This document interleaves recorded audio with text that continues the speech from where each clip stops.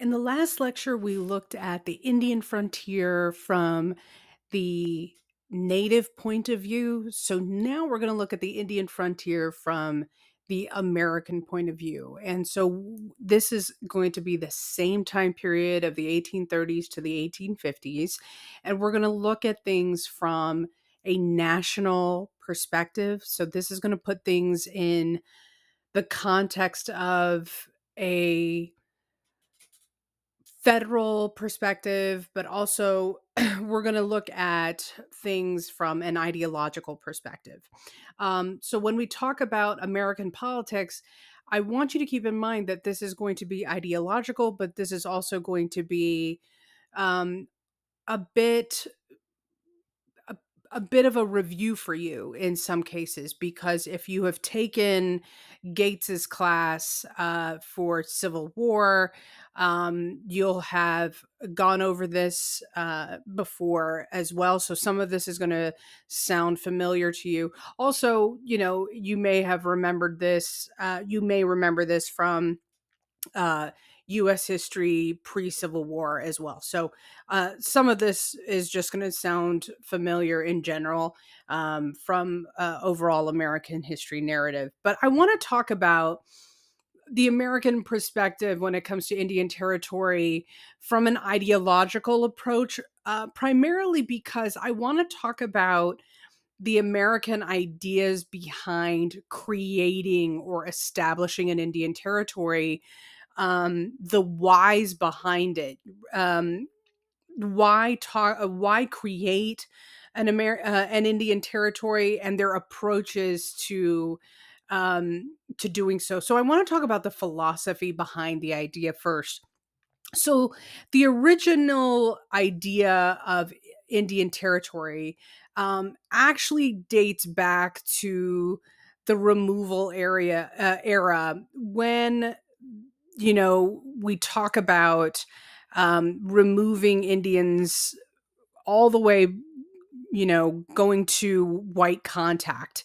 The whole idea of giving them new land just so they can exist is a part of this idea of Indian Territory, right?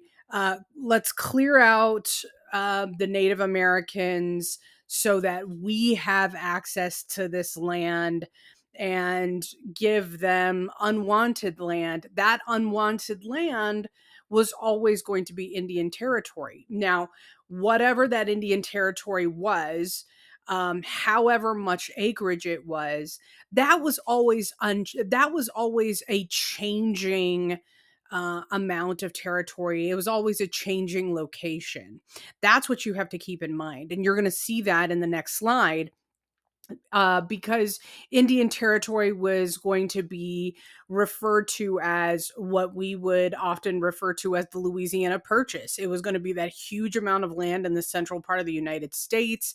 It was going to be, all of that acreage. And then there was the realization that there's this possibility that, well, what if, Americans want that? And it turns out, of course, that white settlers are going to put themselves there anyway, whether the native peoples are there or not, right? So there is always this uh, tension between what white Americans want versus what native people want, and where native people live and where they already live, and that sort of thing.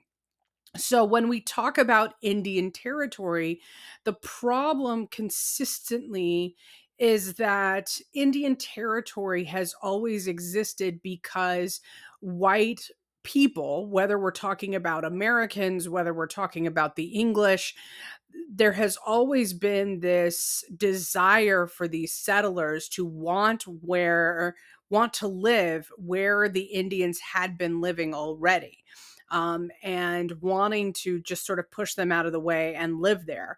And so then there's this question of, okay, when we talk about removing these tribes, especially after the United States um, having established itself as its as a country, as the sovereign nation, where does tribal sovereignty fit? How does tribal sovereignty continue to exist? That's where things get really complicated, right? Originally, the idea was for removed tribes to exist with limited American involvement. Annuities would be the notable exception, right? The Americans would pay, um, money. The Americans would pay in terms of supplies and that sort of thing. And that would be how much the United States would be involved.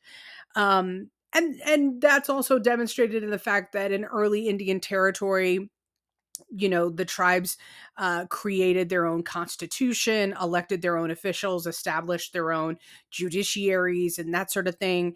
So the tribes had their own sovereignty, and it worked. It worked for several years, in fact, a few decades in a lot of cases. But of course, that's going to come to an end. And that comes to an end, as you are going to see in the next couple of lectures. Uh, After the Civil War, there is going to be a steady push for the elimination of tribal sovereignty.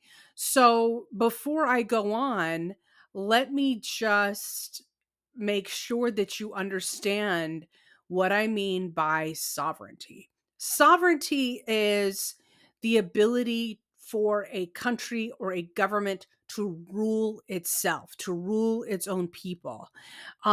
Sovereignty is the ability to create and enforce your own laws, right? To be sovereign means that you are independent and you rule yourself. And that's the main purpose of having your own government, your own rule of law, your own law enforcement, your own judiciary, your own elections.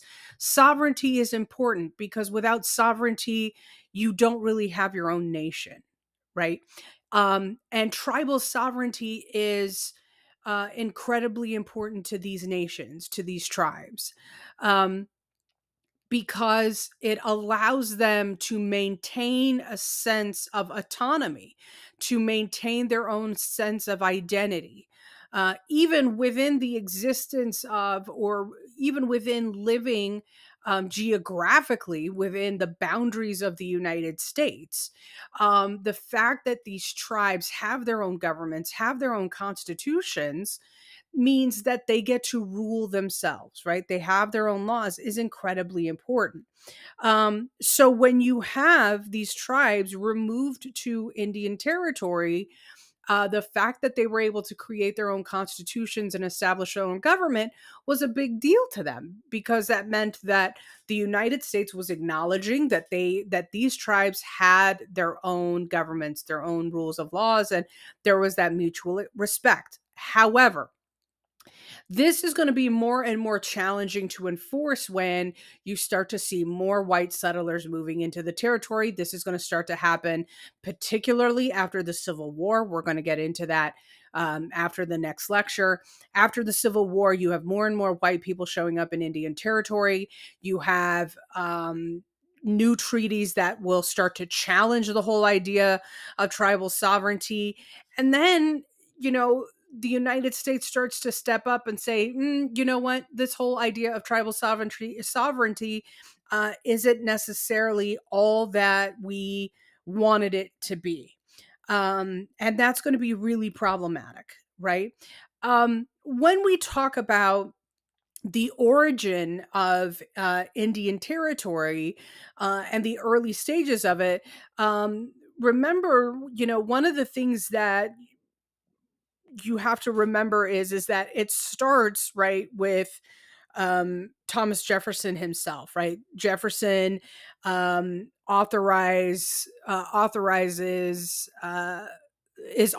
I mean, to negotiate with the tribes in 1804 to exchange their lands for lands that are included in the Louisiana Purchase. And we talked about land exchange and resettlement and all of that stuff.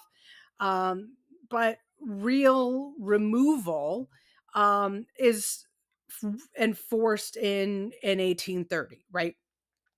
Now, when we talk about Indian removal and why it's so significant, is that this is the tool, right? This is what gives Congress the tool um, to force Native peoples out of the East and into the West. That's the kicker. It's what forces Native peoples into the American West. And after the Indian Removal Act, the government negotiated a series of treaties with Eastern tribes that removes them from the region, right? And this is the first mention of a real Indian country west of the Mississippi River. This is the first real mention of an actual Indian territory. And it is the first real allowance that authorizes the president to move Native peoples there, just so you understand. So it's the first time legislation authorizes a distinct place, a distinct location for the president to wherewith he can where a president can send Native peoples. So it gives the president a location where he can send Native peoples, right? 4 years later, there's the Indian Intercourse Act. Okay. So the original Indian Intercourse Act is actually passed in 1790. So the first Indian Intercourse Act is 1790. It is updated several times. The final one is passed in 1834. The 1834 Act is what defined Indian territory in its final act. And it is what specifically defines Indian territory as land west of the Mississippi, and specifically not part of Missouri, Louisiana, or Arkansas territory. So it specifically says that this is not a part of Missouri, Louisiana, or Arkansas territory. In fact, the Indian Intercourse Act sets the boundaries of Indian territory at the Mississippi on the east, Mexico on the south, and Canada on the west. So when we talk about Indian territory, there are, all of these sort of definitions here, if you can see. So this is what we're talking about with the Indian Intercourse Act of 1834. So if you look here, and let me get my little pen out so you can see what we're talking about here. So when we talk about these boundaries that are set, so the boundaries that are set specifically by the Intercourse Act. So here's what we're talking about by the Mississippi River. So this is the Mississippi River that's been set here as a boundary here. Technically, Mexico is set as the boundary at the south. So there's the boundary at the south that's been set there. And then when we talk about Canada on the west, so technically Oregon country, but this would be the boundary right here on the west. So this is Indian country, and technically Indian territory right here. This is present day Oklahoma, right? This is where we are right now. This is where it is set for sure where we are. Now, keep in mind, when we are talking about all of this region, the Great Plains, all throughout this area, you have hundreds of Plains Indians tribes already living throughout this area, but you also have Plains Indians tribe. You also have other tribes living throughout this region as well. None of them have been in consultation with the United States in terms of the tribes of where they live or anything like that. What has been set um, is that Arkansas Territory has been established. Michigan Territory has been established, especially there. Missouri has been established, and Louisiana has been established, right? The reason why it needed to be clear, and the same thing for Illinois, the reason why these areas had to be established is because there were white settlers who had consistently been complaining about the presence of native peoples. And so Indian country had to be legally established so that it was clear where native peoples were and were not supposedly allowed. That was the point, right? That's what this was all about. So when we talk about what was and was not allowed, this was essentially the point of this whole 1834 act. So I've got to talk about the American mentality at this point because um, you have to understand how Americans view and understand the American West, right? When we talk about um, the approach to the American West and understanding the American West, keep in mind Indian Territory, when it's named Indian Territory, understood as Indian Territory, it's given to them because it's seen as throwaway land. It's seen as trash. Otherwise, why else give it to Native peoples? It wouldn't be given to Native peoples if it was seen as valuable, resourceful, um, good quality land. However, um, when you have the population of the United States growing, and you're running out of space and you want to seek out opportunities, and you are fed these stories of um, possibilities and that sort of thing, of course you're going to want to consider perhaps um, wanting to seek out the West. And that's where Manifest Destiny comes in, right? So John L. O'Sullivan writes this editorial, um, all in the name of wanting to add Texas to the American fold in 1845. And of course, here's the thing about Texas.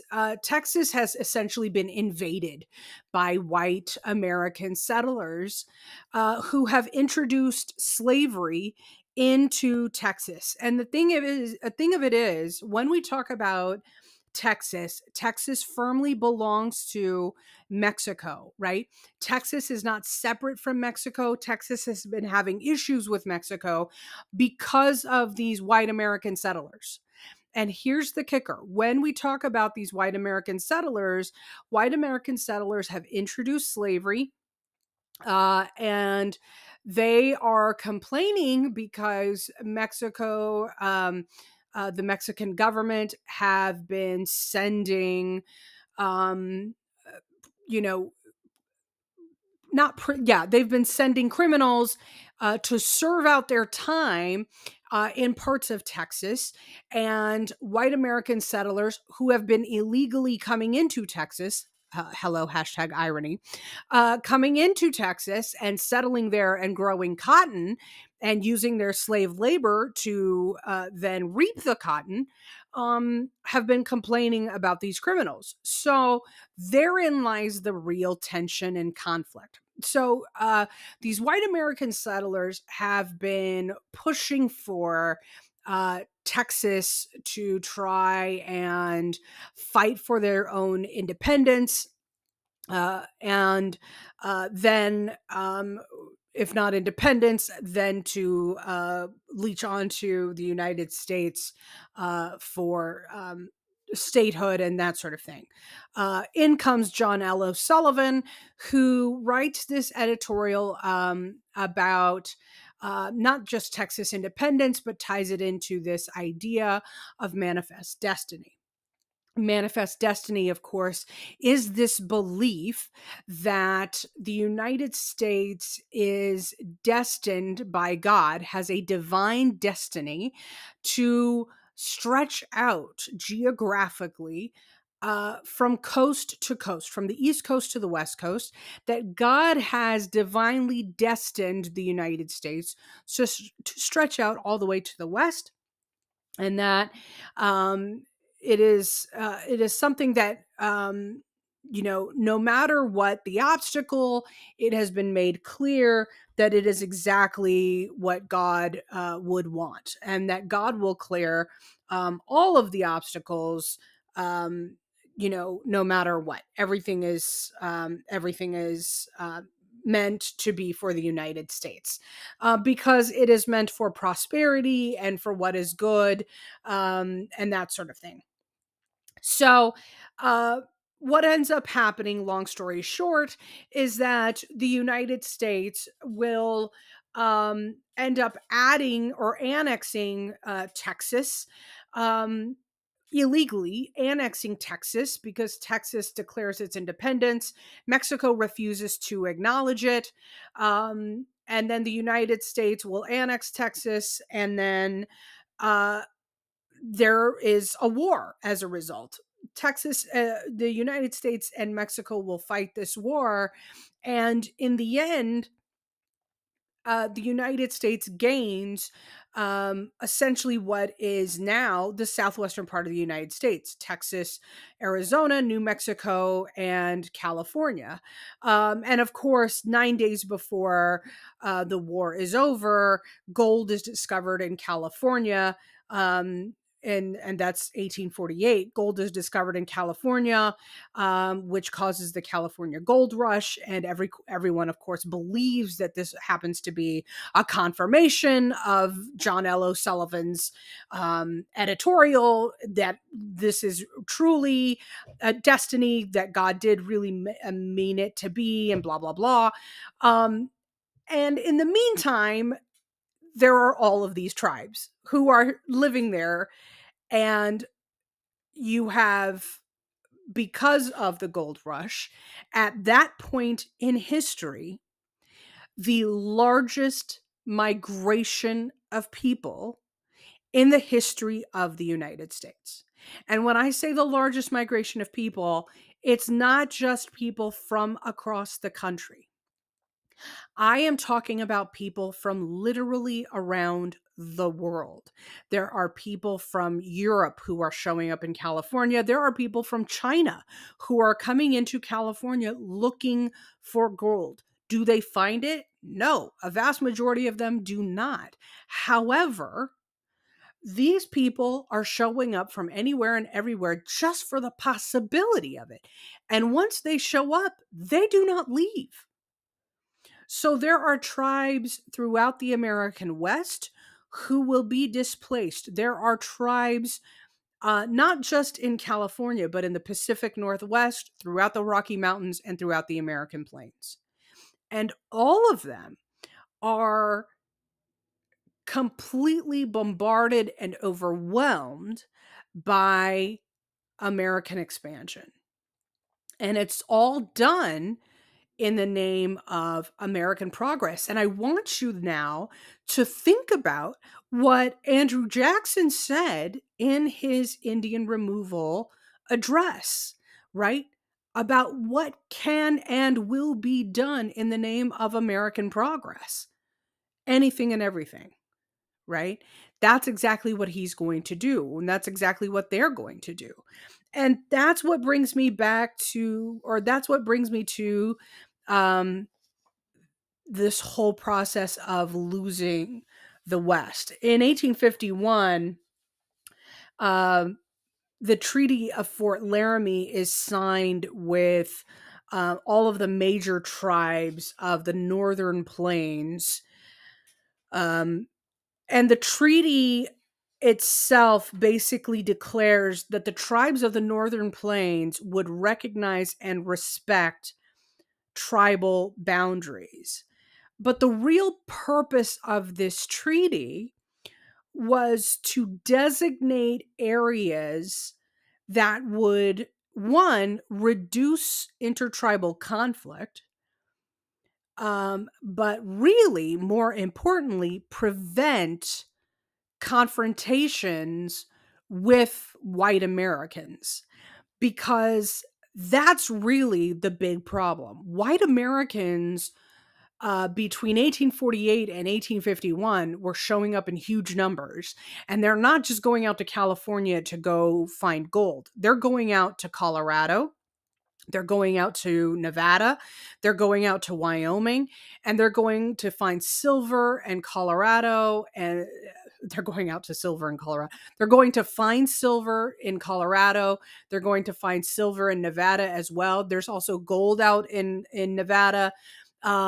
There are all sorts of precious minerals, and it doesn't even have to be, there doesn't even have to be evidence of those minerals.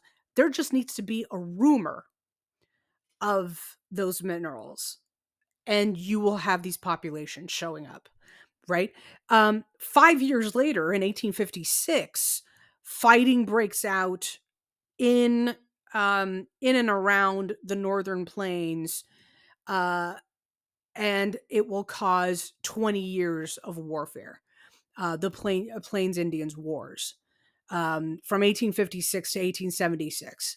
And we'll get into that later on, but just so you understand, the Plains Indians Wars are going to have a tremendous impact on Indian Territory.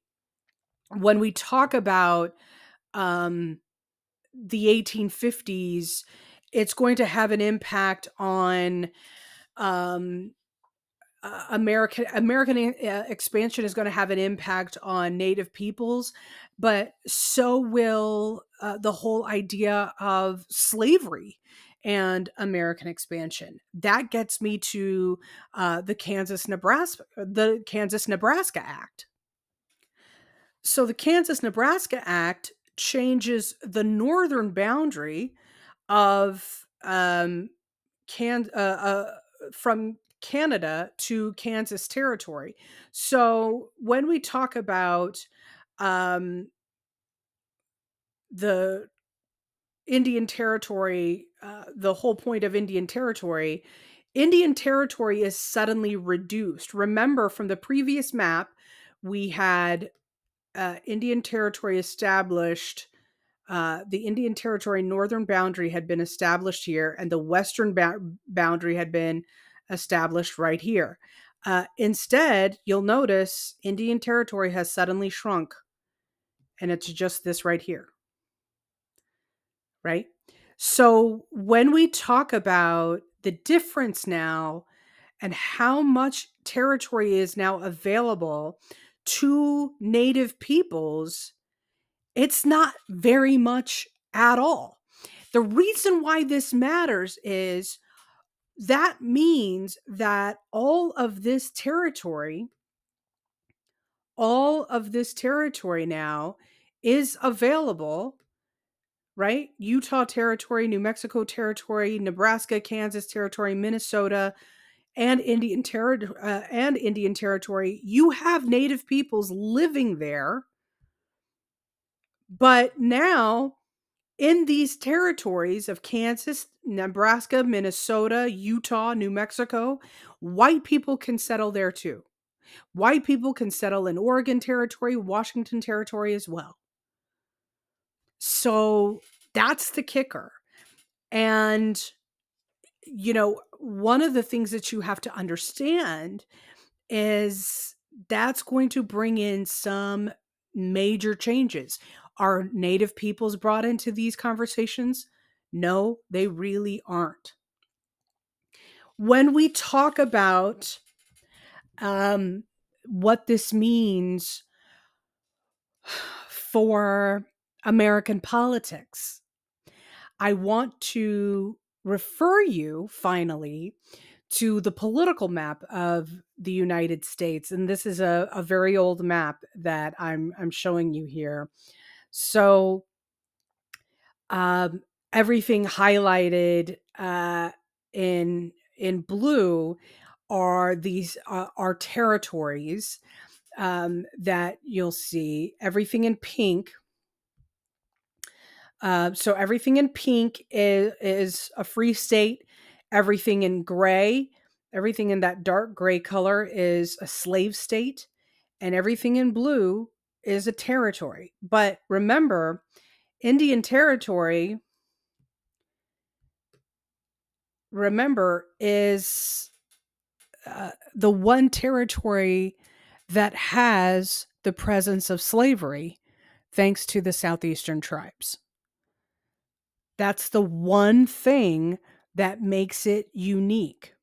So when we talk about the position of uniqueness here, politically, Indian Territory plays a very specific role that is incredibly important. Indian Territory, while it maintains territorial status, it has the presence of slaves because of Southeastern tribes. So that's something to be mindful of.